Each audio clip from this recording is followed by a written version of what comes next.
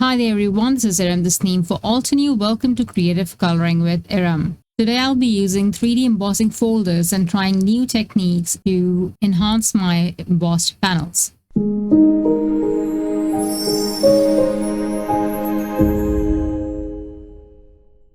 I will be using the luxurious Motifs 3D embossing folder, and I have already embossed a navy cardstock and a black cardstock. Prior to embossing, I slightly mist the panel with water. You can see my cardstock is still wet, so I'll be using both the sides of the embossing folder, like the debossed and the embossed side, because I wanted to see the result of this inking technique on both the sides. And also I wanted both cards to be slightly different, so I changed the cardstock colors. So I will use a heat tool to dry the panel completely before I work with inks.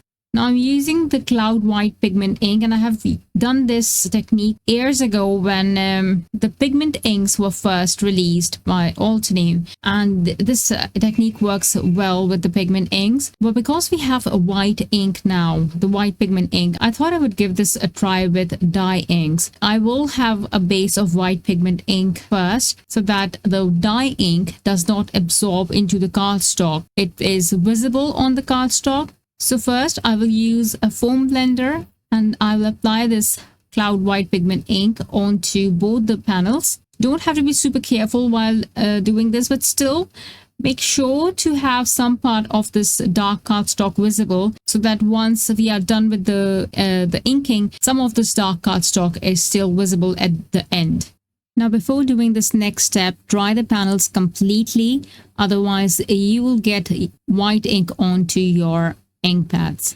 I'm going to use Dusk Fresh dye ink and swipe the ink pad directly over the panel. I would suggest not using a foam blender to do this, or your blending tool, because it will blend your white ink into the crevices and turn this chalky. I will show you with next panel how that looks. Next, I'm going to dry the panel. Just in case you've forgotten, this is the black panel. I know it looks blue now, almost teal. Then I'll move on to the navy cardstock, the navy panel, and do the same thing, but this time I will use Emerald Fresh dye ink and swipe the ink pad over the entire panel in the same way. So as promised, I'll show you how using a blending brush would look. The result is not bad. It just looks pastel, a little chalky. If you are going for that look, it's completely fine. But right now I'm not going for that look, but if this is the look that you want, it kind of gives you a pastel look, very chalky look. It looks very beautiful actually. It kind of looks like wax seal in a teal color, and if you're going for that, this is what you have to do. Once done, use the heat tool to dry the panel completely, and don't worry about losing any of the texture of the embossing. We will emboss the panel again. Now comes the most amazing part. I will take the anti-gold pigment ink and either use your finger, a foam dauber, or just swipe the ink pad directly onto some of the portions, again the raised portions of both the panels. If you use your finger, it will give you a more of a subtle look, and in this way you will be able to burnish the gold instead of applying it just onto the surface. It will give you more of a tarnished kind of a look. Again, you can also use two ways to apply this. You can use your finger and also go over with the ink pad. If you go over with the ink pad, it will give you more shine. With the finger, you will get a more burnished look. Now this depends on you how much of gold you want. I was loving it, so I kept on adding it. I did not focus on the one portion as to add this only on the corners, the periphery, or just on the center. I just kept on adding this to wherever I wanted to, just randomly. Also with the other panel, which had less embossed areas, with the circular ones, the circular things were embossed. So on the blue panel, I also used my finger to add the gold into the grooves, so that it added to the vintage look of the panel. And just look at that gorgeous shine on the panel.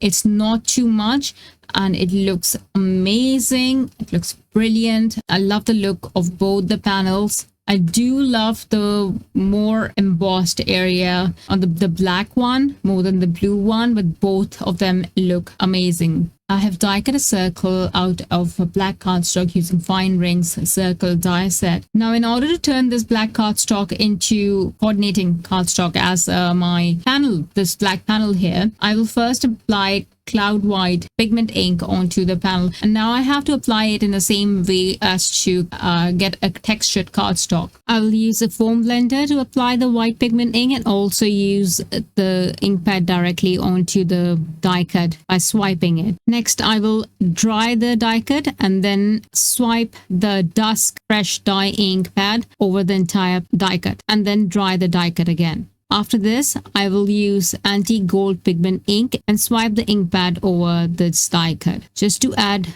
some hints and streaks of the gold pigment ink.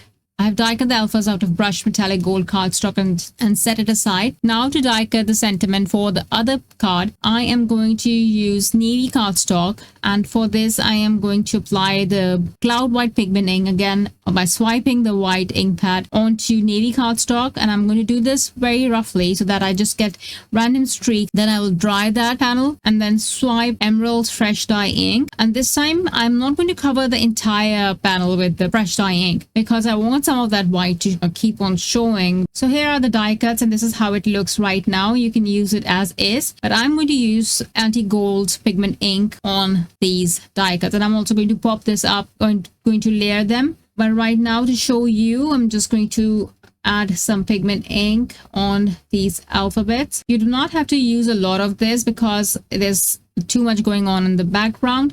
So just swipe the ink pad onto the edges, and if there's a portion where you cannot reach, you can use the smallest detailed blending brush, or you use your finger just to add reach out into those smaller areas. So here are both the cards, and they are done, almost done. I'm going to add some sequins, and I'm going to pop the sentiments.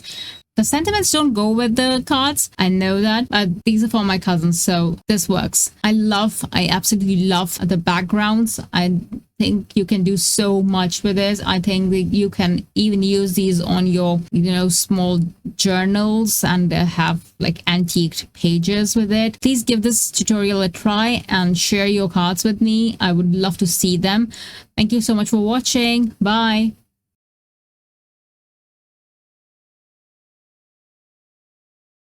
Hello there! Did that video just spark your creativity? And do you want more project ideas and inspiration videos too? Well, if you do, please make sure that you subscribe to the Altenew YouTube channel. Also, make sure that you do click that notification bell so you don't miss a video. Thanks so much for watching. Bye bye!